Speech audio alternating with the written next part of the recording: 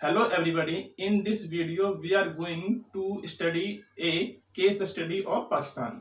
आज के इस वीडियो में हम पाकिस्तान के ऊपर केस स्टडी को स्टडी करेंगे एंड जानने की कोशिश करेंगे क्या पाकिस्तान एक डेमोक्रेटिक कंट्री है या नहीं। तो आज स्टार्ट करते हैं आज का topic.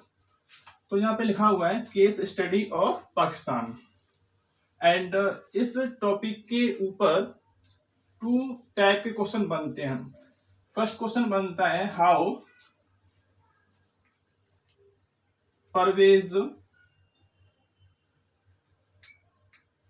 Musharraf established his rule in Pakistan. एक क्वेश्चन तो ये हो गया।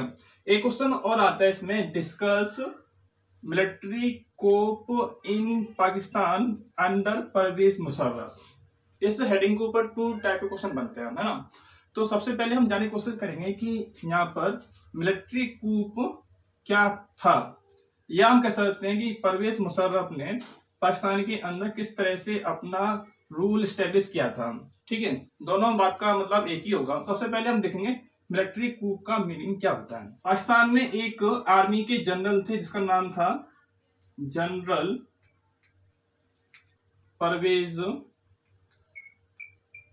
मुशर्रफ। परवेज मुशर्रफ कौन है? तो परवेज मुशर्रफ आर्मी के एक जनरल हैं। ठीक है, इतना समझ में आ गया आपको। अब इन्होंने क्या किया, इन्होंने एक मिलिट्री कूप ऑर्गेनाइज किया।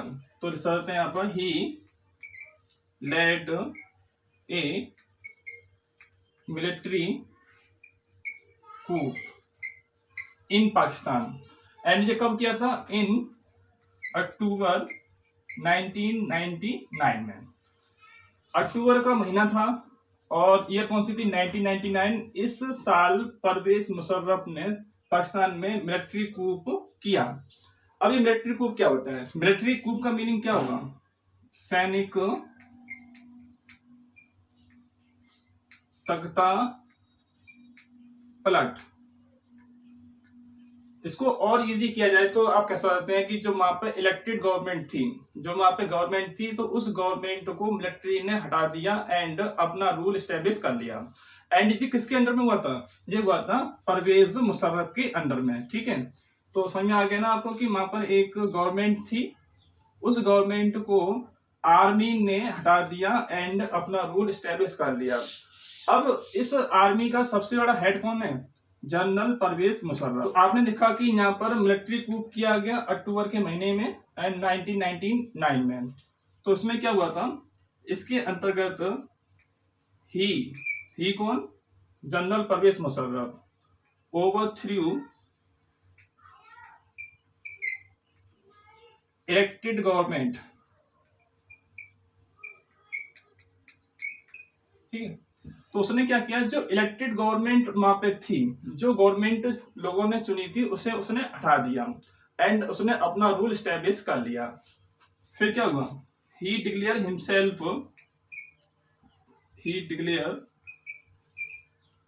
Himself chief executive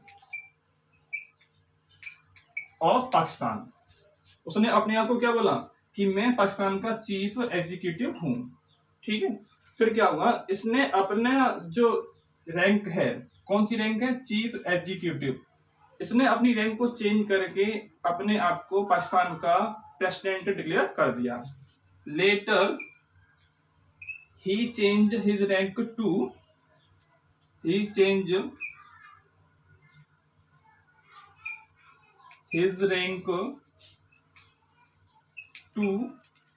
president. तो इस तरह से पाकिस्तान का प्रेसिडेंट बन जाता है कौन? जनरल परवेज मुशर्रफ। आपने देखा कि जनरल परवेज मुशर्रफ पाकिस्तान का प्रेसिडेंट बन गया। उसके बाद क्या हुआ? इन 2002 ही कंडक्ट ए रेफरेंडम। उसने यहाँ पे एक रेफरेंडम कराया। रेफरेंडम का मीनिंग क्या होता है? इसका मीनिंग होता है जनमत संग्रह या सिर्फ जनमत। ओके, तो जनमत का मतलब क्या? जन माने होता है जनता, ठीक है, जन माने होता है जनता एंड मत माने होता है वोट। तो आपको इसकी मीनिंग समझ में आ रहा होगा कि रेफरेंडम क्या है? एक पब्लिक का वोट है। रेफरेंडम एक डायरेक्ट वोट होता है। इसमें गवर्नमेंट क्या करती है कि पब्लिक से किसी इशू पर उसकी राय जानने की कोशिश करती है, तो लोगों को उसका आंसर या तो यस में देना होता है या नो में देना होता है, ठीक है। तो यहाँ पे 2002 में जनरल परवेज मुशर्रफ ने एक रेफरेंडम कराया, लोगों से उसने अपनी राय जानी एंड उसने क्या किया, जो उसका टाइम पीरियड था, प्रेसिडेंट का टाइम पीरियड था ना, उसको उसने एक्सटेंड कर लिया and extend his tenure to 5 years। उसने अपने टाइम पीरियड को 5 years और इंक्रीज कर लिया, ठीक है। और ये इंक्रीज कैसे किया? उसने एक रेफरेंडम के माध्यम से किया। इसका मीनिंग मैं आपको समझाता हूँ। जैसे उसने क्वेश्चन किया होगा लोगों से, क्या मुझे नेक्स्ट 5 year के लिए और रूल करना चाहिए एज ए प्रेसिडेंट? तो लोगों ने जो भी इसका आंसर दिया होगा, यस में दिया होगा तो ये रूल करेगा, अगर लोगों ने नो में दिया होगा तो ये रूल नहीं करेगा, ठीक है। तो इसने यहाँ पर अपना टाइम पीरियड इंक्रीज कर लिया 5 years तक। और किस बेस पे किया? लोगों की उसमें सहमति थी, लोगों ने हाँ बोला था तो किया था ना। अब इस बात से हमें समझ में आ रहा होगा कि यहाँ पर उसने टाइम पीरियड इंक्रीज कर लिया तो लोगों ने हाँ बोला होगा, पर ऐसा नहीं है, क्योंकि पाकिस्तान की जो मीडिया थी एंड ह्यूमन राइट ऑर्गेनाइजेशन, इनके अलावा डेमोक्रेसी एक्टिविस्ट, इन लोगों ने इस रेफरेंडम की बुराई की है। आपने देखा कि जनरल परवेज मुशर्रफ ने अपना टाइम पीरियड इंक्रीज कर लिया 5 years, तो इससे हर कोई समझ सकता है कि लोगों ने यस बोला होगा तो उसने अपना टाइम पीरियड इंक्रीज कर लिया है ना। तो ऐसा नहीं है। अगर ऐसा वास्तव में हुआ होता तो इन लोगों ने उसकी बुराई नहीं की होती। पाकिस्तान की मीडिया ने, ह्यूमन राइट ऑर्गेनाइजेशन ने एंड डेमोक्रेसी के जो एक्टिविस्ट थे उन लोगों ने इसकी बुराई की है। और क्या बोला? रेफरेंडम जो कराया गया उसमें जनरल परवेज मुशर्रफ ने काफी ज्यादा फ्रॉड किया है, या फिर कह सकते हैं इसमें माल प्रैक्टिस इन्वॉल्व है। यानी कि जो रेफरेंडम जो किया गया वो ठीक ढंग से नहीं कराया गया, वो फ्रॉड तरीके से कराया गया। और माल प्रैक्टिस का मतलब क्या होता है? बुरी चीजों को इसमें इन्वॉल्व किया गया, चीटिंग की गई है। जैसे जो आपने इलेक्शन किया तो माल प्रैक्टिस का मतलब क्या है? उसमें चीटिंग करना, ठीक है। तो इसमें रेफरेंडम में क्या हुआ? चीटिंग हुई है, फ्रॉड हुआ है उसके अंदर, जो भी हुआ हो, लेकिन उसने अपना टाइम पीरियड 5 years तक इंक्रीज कर लिया। आपने देखा कि परवेज मुशर्रफ के अंडर में आर्मी ने वहां पे जो गवर्नमेंट थी उसको हटा दिया एंड उसके बाद में परवेज मुशर्रफ वहां पे प्रेसिडेंट बन गया। प्रेसिडेंट बनने के बाद में उसने इलीगल तरीके से अपने टाइम पीरियड को भी इंक्रीज कर लिया। उसके बाद में क्या हुआ? उसके बाद में अगस्त 2002 में परवेज मुशर्रफ ने एक ऑर्डर जारी किया, जिसे हम बोलते हैं लीगल फ्रेमवर्क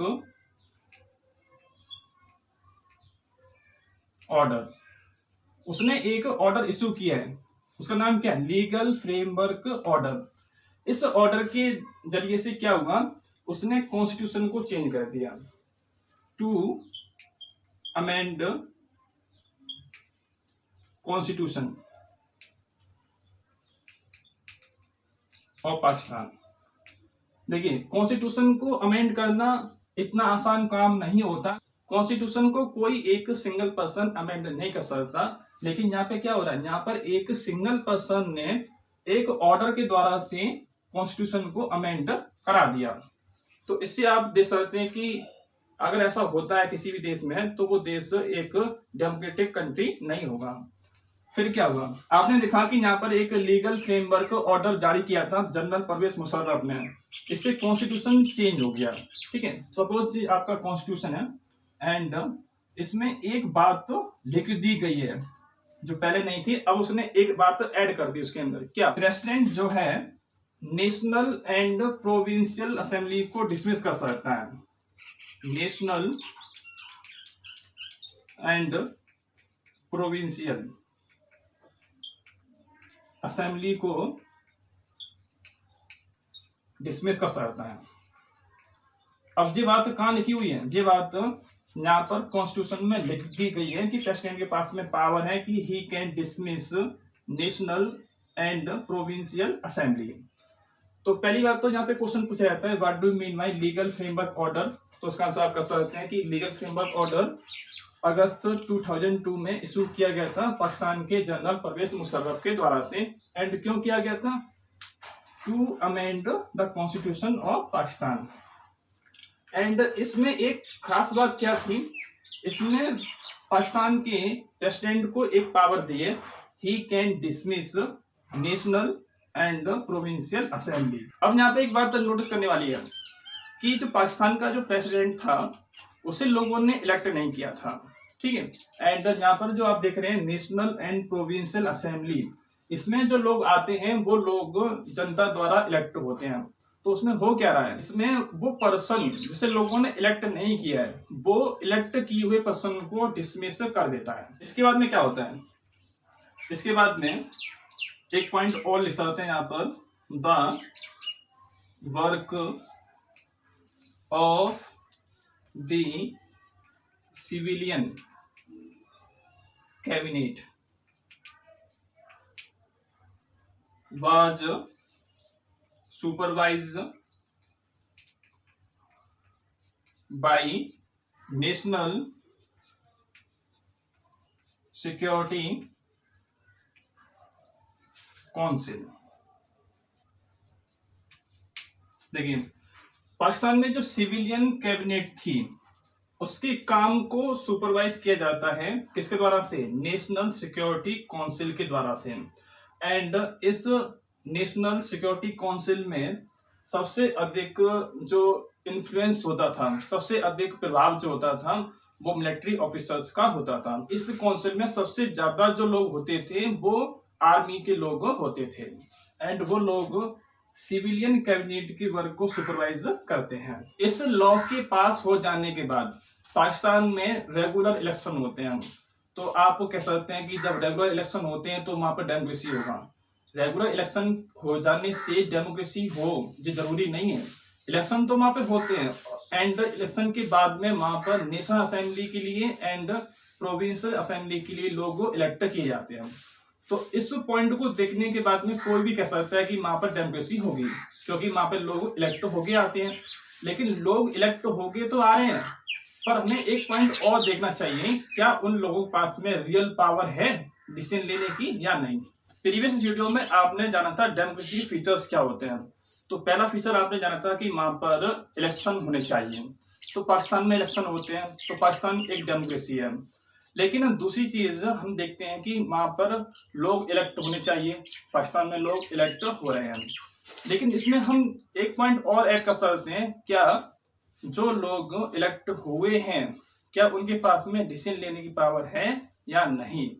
तो इस केस में पाकिस्तान आपका एक डेमोक्रेसी नहीं होगा, क्योंकि मान लोग तो इलेक्ट हो रहे हैं लेकिन फाइनल डिसीजन लेने की जो पावर है वो मिलिट्री के हाथों में है, या हम कह सकते हैं कि जनरल परवेज मुशर्रफ के हाथों में है। तो इस तरह से पाकिस्तान एक डेमोक्रेटिक कंट्री नहीं है।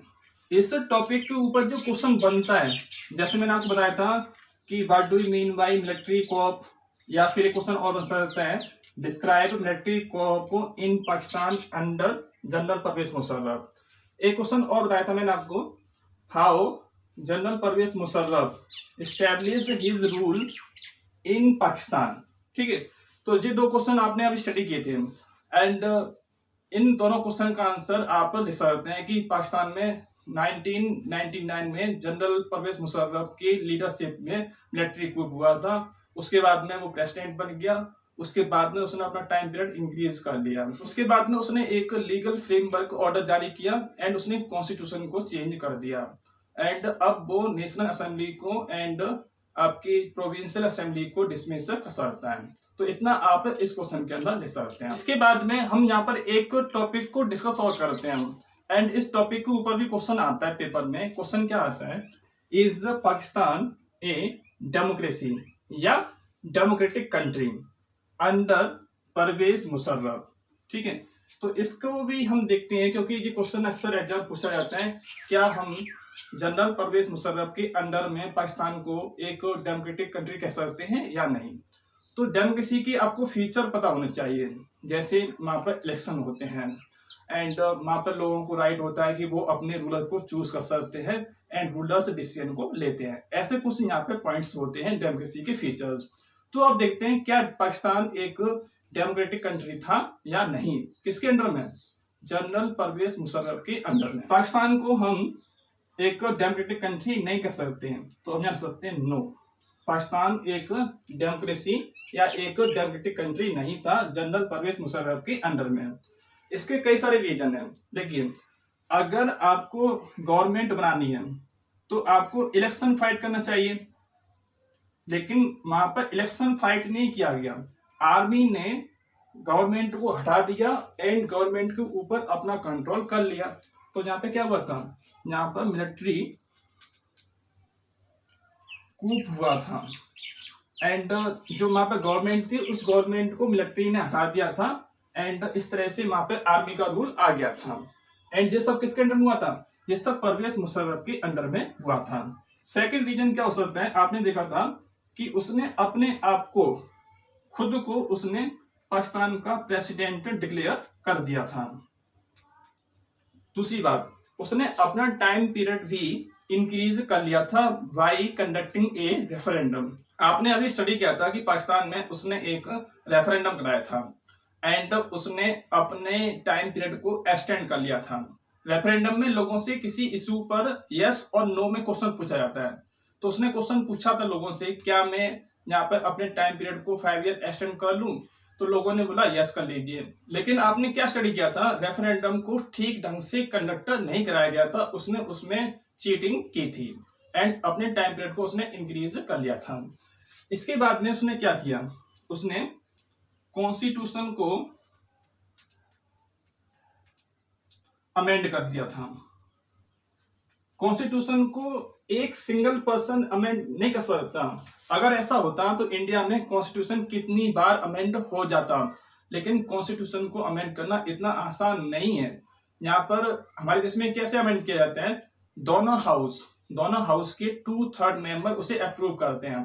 उसके बाद में जितने स्टेट्स होते हैं आपके देश में उसका 50%, कम से कम 50% स्टेट उसे अप्रूव करते हैं, तब जाके कॉन्स्टिट्यूशन अमेंड होता है। लेकिन पाकिस्तान में क्या हुआ, पाकिस्तान में किसी एक सिंगल पर्सन ने एक ऑर्डर जारी कर दिया एंड उस ऑर्डर से उसने कॉन्स्टिट्यूशन को अमेंड कर दिया।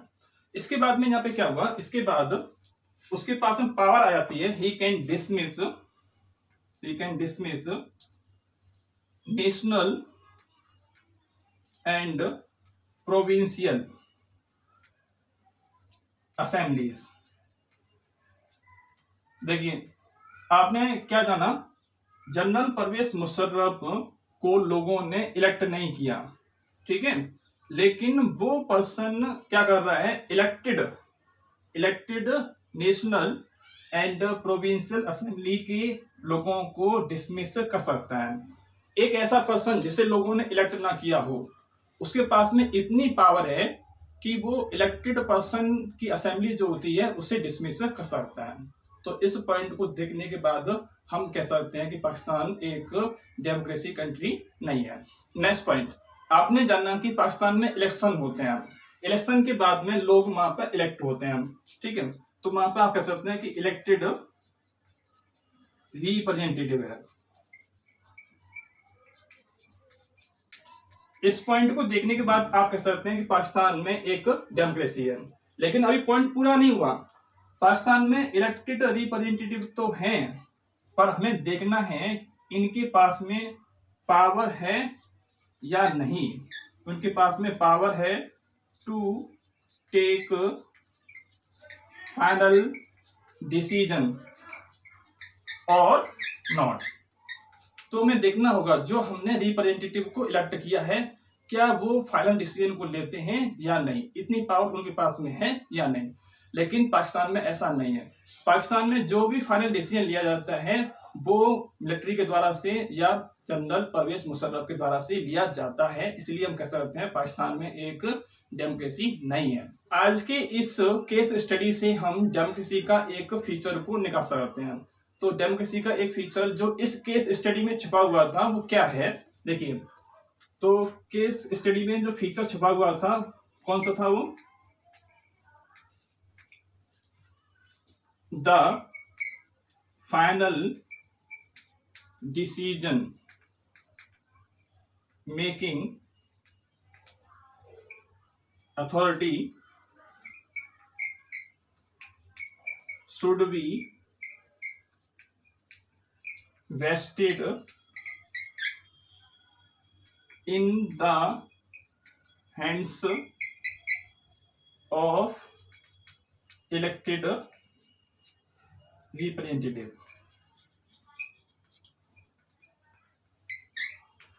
आज जो हमने केस स्टडी को पढ़ा है उसमें से हमने डेमोक्रेसी के किस फीचर को निकाला है कि डेमोक्रेसी में क्या होना चाहिए। डेमोक्रेसी में फाइनल डिसीजन मेकिंग जो पावर होती है, किसी भी फाइनल डिसीजन को लेने की पावर उनके हाथों में होनी चाहिए जिसे लोगों ने खुद इलेक्ट किया है। आई होप आपको आज की केस स्टडी समझ में आई होगी। तो इस वीडियो में सिर्फ इतना ही। Thank you.